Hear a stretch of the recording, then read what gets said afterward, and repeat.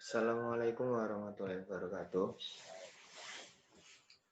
Hari ini saya akan menjelaskan tentang buku Desain dan Analisis Eksperimen yang buku Montgomery. Untuk yang bagian saya adalah di bab 5, yaitu pengantar desain faktorial.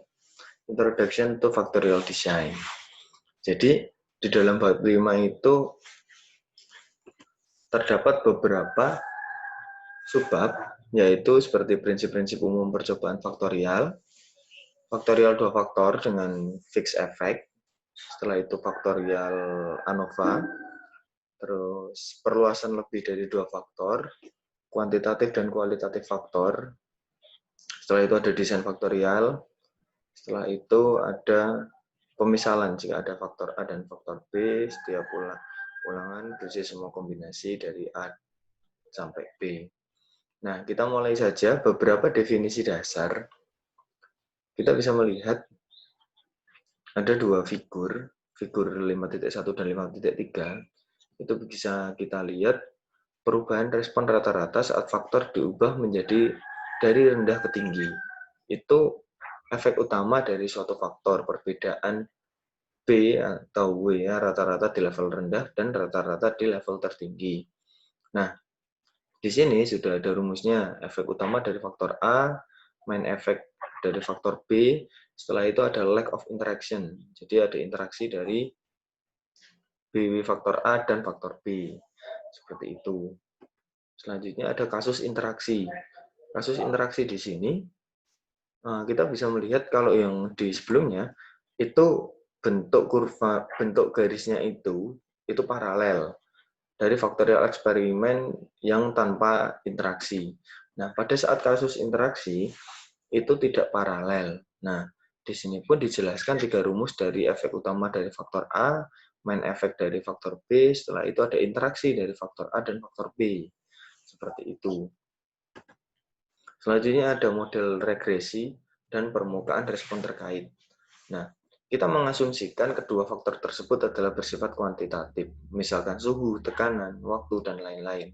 Nah, kita bisa melihat dari faktor A, cara lain untuk menggambarkan interaksi yaitu dengan ini, rumus yang ada di screen, itu menunjukkan beta 1x1 itu adalah faktor A, beta 2x2 itu adalah faktor B, setelah itu ada beta 1 kali 2 kali X1 dan kali X2 itu adalah interaksi dari faktor A dan faktor B.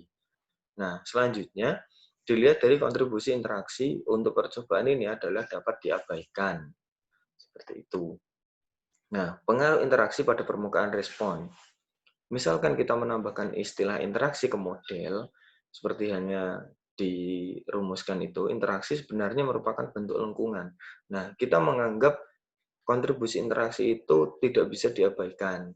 Kalau yang sebelumnya tadi kan interaksinya bisa diabaikan. Nah, setelah itu ada koneksi antara model ANOVA dan linear. Di linear model kita mengasumsikan jika Y sama dengan beta 0 tambah beta 1 kali X1 tambah beta 2 kali X2 sampai ke E-nya. Nah, ini faktorialnya dari koneksi antara model ANOVA dan linear. Kita bisa melihatnya. Setelah itu ada ulasan ANOVA untuk satu faktor CR. Nah, saya akan membaca yang bawahnya aja. Distribusi referensi untuk F0 adalah F dari min 1 dan N-1. Nah, itu menolak hipotesis 0, berarti perlakuannya itu sama. Seperti itu. Nah, selanjutnya ada eksperimen faktorial 2 faktor umum. Nah, bisa kita lihat sebuah tingkat faktor B tingkat faktor B besar. N-nya itu sebuah nilai ulangan. Ini adalah desain acak dari CRD untuk 2 faktor. Nah, selanjutnya